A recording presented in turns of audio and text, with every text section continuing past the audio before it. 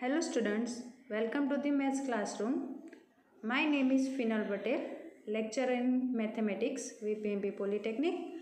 Today we are going to learn about logarithm and the topic name is rules of logarithm. And the object of today's lecture is exponential form, logarithmic form, rules of index indices and rules of logarithm. Let us start logarithm which contain 10 marks in GTU exam. આપણે 8 અને 9 સ્ટાન્ડર્ડમાં એક form કરીને આવ્યા હતા. આ ટાઈપનું એક form કરીને આવ્યા હતા. e raised to x is equal to n.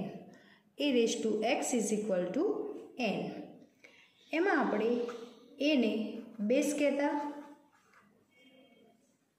x ને પાવર કહેતા અને n છે એ a raised to x ની વેલ્યુ એટલે કે કોઈ નંબર મળે આપણને. આપણું form a raised to x is equal to n છે. એને બેઝ કહેતા, x ને પાવર કહેતા અને n વેલ્યુ છે. બેઝ મીન્સ આધાર, x પાવર ઘાતાંક, વેલ્યુ કોઈ નંબર. આ ફોર્મને આપણે એક્સપોનેન્શિયલ ફોર્મ ઘાતાંકીય સ્વરૂપ કહેતા હતા. એક્સપોનેન્શિયલ ફોર્મ જેને ગુજરાતીમાં ઘાતાંકીય સ્વરૂપ કહેતા હતા. બરાબર. હવે આપણે આ એક્સપોનેન્શિયલ ફોર્મને લોગેરિધમિક ફોર્મમાં કન્વર્ટ કરી શકીએ છીએ. લોગેરિધમિક ફોર્મમાં કન્વર્ટ કરવા માટે અહીંયા આપણી પાસે બેઝ એ છે અને એ જે પોઝિશન છે બેઝની એ ચેન્જ નથી કરવાની. Do not change the position of base. એની પોઝિશન ચેન્જ નથી કરવાની. તો આપણી પાસે લોગેરિધમિક ફોર્મ થશે log n base a is equal to x. log n base a is equal to x. બેઝની પોઝિશન અહીંયા ચેન્જ નથી થઈ, x અને n ઇન્ટરચેન્જ થયા છે. આ ફોર્મને આપણે લોગેરિધમિક ફોર્મ કહીશું.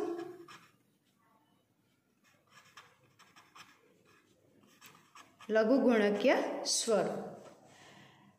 કોઈ વખત આપણને લોગેરિધમિક ફોર્મ આપેલું હોય તો આપણે એને રિવર્સ એક્સપોનેન્શિયલ ફોર્મમાં બી કન્વર્ટ કરી શકીએ છીએ. એટલે લોગેરિધમિક ફોર્મ આપેલું હોય તો એક્સપોનેન્શિયલ ફોર્મમાં બી કન્વર્ટ થઈ શકે અને એક્સપોનેન્શિયલ ફોર્મ આપેલું હોય તો લોગેરિધમિક ફોર્મમાં બી કન્વર્ટ કરી શકીએ છીએ. નાઉ ફોર એક્ઝામ્પલ,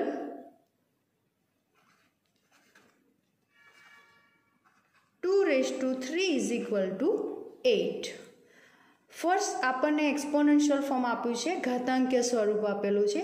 આને general form of exponential form સાથે કમ્પેર કરીએ તો આપણને a, x અને n ની વેલ્યુ મળશે. અહીંયા આની સાથે કમ્પેર કરો. a is equal to 2, x is equal to 3, n is equal to 8. Now convert into logarithmic form. a, x અને n ની વેલ્યુ મૂકવાની છે. તો શું મળશે આપણને? log બેઝની પોઝિશન ચેન્જ નથી કરવાની, 2 જ્યાં છે ત્યાં જ રાખવાના છે. એટલે મળશે આપણને log 8 base 2 is equal to 3. Okay.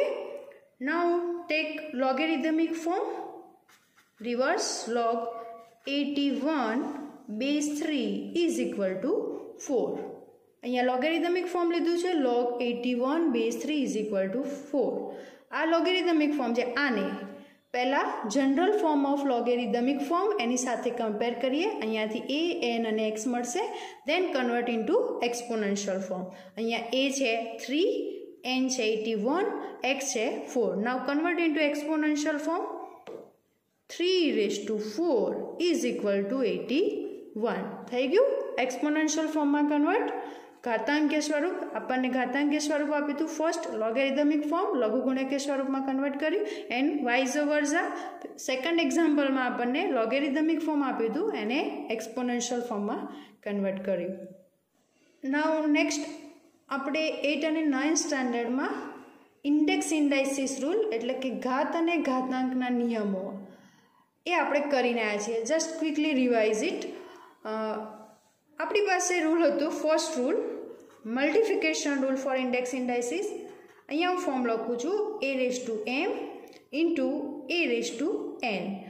આપણને બેઝ અને પાવરના ફોર્મમાં બે વેલ્યુ આપેલી છે જેનું મલ્ટિફિકેશન ફોર્મ છે. ગુણાકારના સ્વરૂપમાં આપણને બે વેલ્યુ આપેલી જેના બેઝ સેમ છે, પાવર ડિફરન્ટ છે. તો જ્યારે મલ્ટિફિકેશન છે, બેઝ સેમ છે તો આપણું રૂલ થાય છે અહીંયા એડિશન ઓફ ધી પાવર, જે પાવર આપેલી છે એનો સમ થઈ જશે. જનરલી મલ્ટિફિકેશન સાથે એડિશન ઓપરેશન કનેક્ટેડ છે, ગુણાકાર સાથે સરવાળો થાય છે. બેઝ સેમ છે, પાવર ડિફરન્ટ છે, ગુણાકારનું ફોર્મ આપેલું છે, તો અહીંયા આપણે પાવરનો સમ કરી દીધો. આ ફર્સ્ટ રૂલ છે. નાઉ સેકન્ડ રૂલ આપણને બે ફોર્મ ડિવિઝનના ફોર્મમાં આપેલા હશે. સેકન્ડ રૂલ ઓફ ઇન્ડેક્સ ઇન્ડાઇસીસ, ઘાત અને ઘાતાંકના નિયમો. Second a⁻m upon a⁻n. અહીંયા ડિવિઝનનું ફોર્મ છે, એટલે કે ભાગાકારનું સ્વરૂપ છે. તો ડિવિઝનના ફોર્મ સાથે કયું ઓપરેશન કનેક્ટેડ છે? સબસ્ટ્રેક્શન. ભાગાકાર સાથે બાદબાકી કરીએ છીએ. તો અહીંયા બે વેલ્યુ ડિવિઝનના ફોર્મમાં આપી છે, તો અહીંયા પાવરનું શું થશે? સબસ્ટ્રેક્શન, એટલે કે બાદબાકી થશે a⁻m - n. ડિવિઝન સાથે સબસ્ટ્રેક્શન, ભાગાકાર સાથે બાદબાકી થશે. Subtraction of power. And third rule, ઘાતના ઘાતાંકનો નિયમ, a⁻m⁻n. બરાબર. હવે અહીંયા આપણી પાસે શું થશે? થર્ડ રૂલમાં જે પાવર આપેલી છે એનું મલ્ટિફિકેશન થશે. આ ત્રણ રૂલ ઇન્ડેક્સ ઇન્ડાઇસીસના આપણે કરીને આવ્યા હતા. હવે અહીંયા આપણે લોગના, આ ટાઈપના ત્રણ રૂલ લોગના ફોર્મમાં છે, તો એ કેવી રીતના હશે એ ચેક કરવાનું છે. તો now next, rules of logarithm, લઘુગુણકના નિયમો.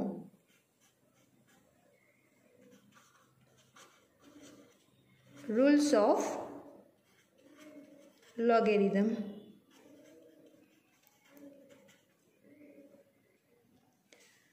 લઘુગુણકના નિયમો, જેમાં ફર્સ્ટ રૂલ છે લોગેરિધમ ઓફ પ્રોડક્ટ.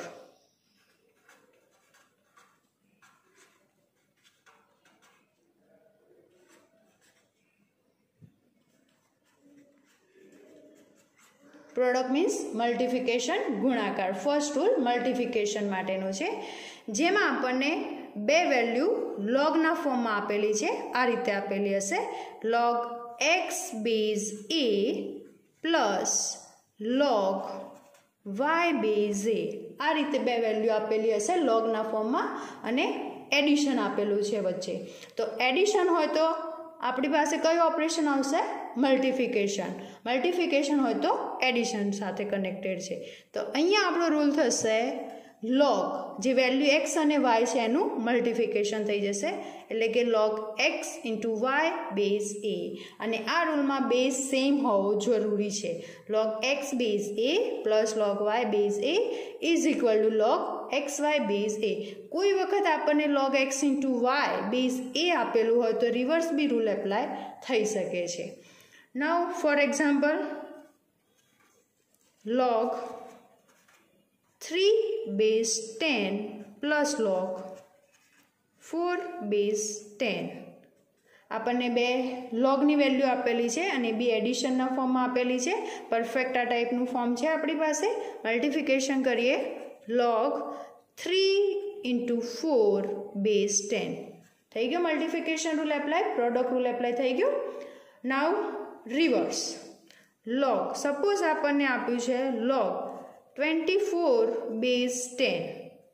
24 આપેલા છે, પણ આપણી પાસે સેપરેટ વેલ્યુ નથી 24. તો 24ના આપણે પાર્ટ કરી શકીએ 8 ઇન્ટુ 3 બેઝ 10. આપણી પાસે 24 હતા, એક જ વેલ્યુ હતી. અહીંયા આપણે બે વેલ્યુ જોઈએ, x ઇન્ટુ વાય. તો આપણે આ રીતે 24ના પાર્ટ કરી શકીએ 8 into 3. Now apply product rule, એટલે x base a plus log y બેઝિસ વેલ્યુ સેપરેટ કરશું. તો અહીંયા આપણને મળશે log 8 base 10 plus log 3 base 10. Okay. કોઈ વખત કોઈને એમ થયું કે આ 24 છે તો હું 6 ઇન્ટુ 4 ના કરી શકું, એ બી થઈ શકે. અહીંયા 6 ઇન્ટુ 4 લખી દેવાના.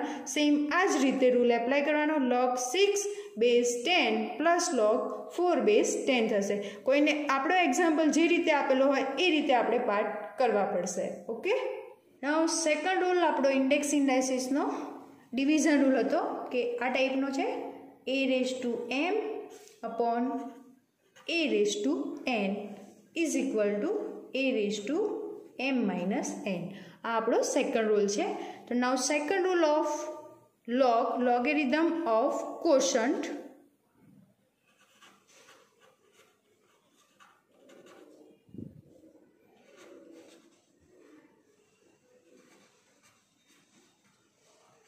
એટલે કે ભાગાકારનો નિયમ. ક્વોશન્ટ મીન્સ ડિવિઝન, ભાગાકાર. લોગેરિધમ ઓફ ક્વોશન્ટ લઘુગુણક માટે ભાગાકારનો નિયમ.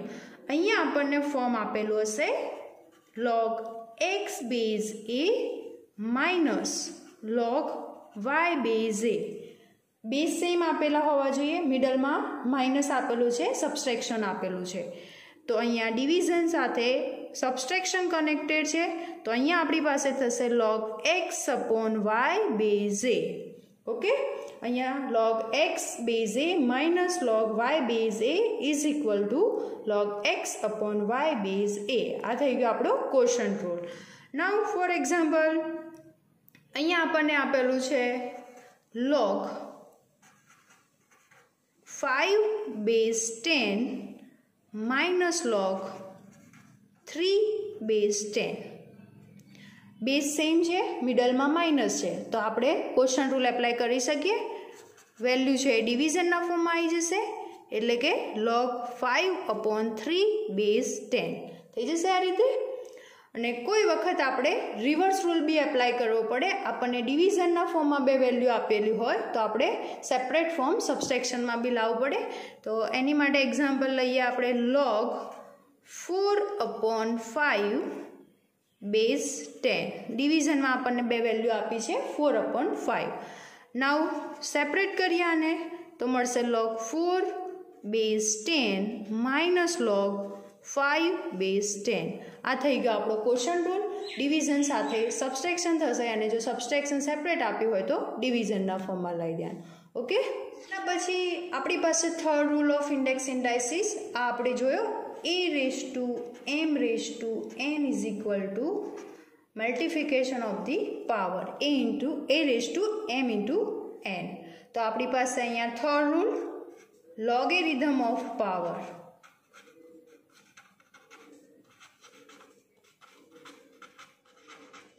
લોગેરિધમ ઓફ પાવર અહીંયા આપણને ફોર્મ આપેલું હશે log x⁴n બેઝ a.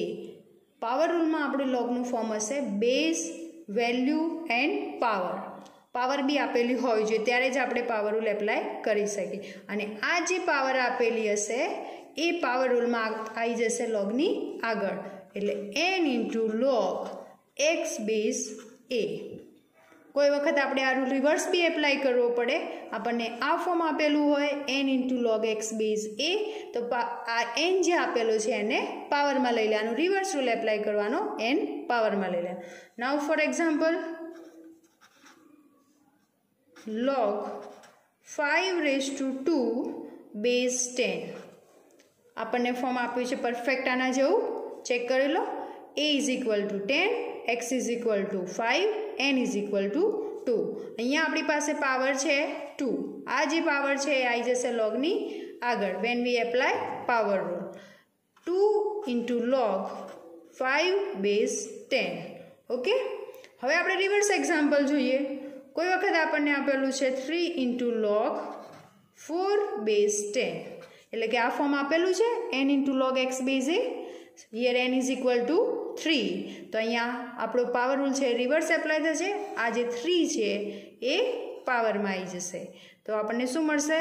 log 4⁻³ base 10. બરાબર છે. આપણને આ ફોર્મ આપ્યું હોય તો આ ફોર્મમાં બી કન્વર્ટ કરી શકીએ n into log x base a. અને કોઈ વખત આપણને આ ફોર્મ આપ્યો હોય તો રિવર્સ રૂલ બી એપ્લાય કરવો પડે. Okay, I hope you are enjoying today's lecture. Have a nice time. Thank you.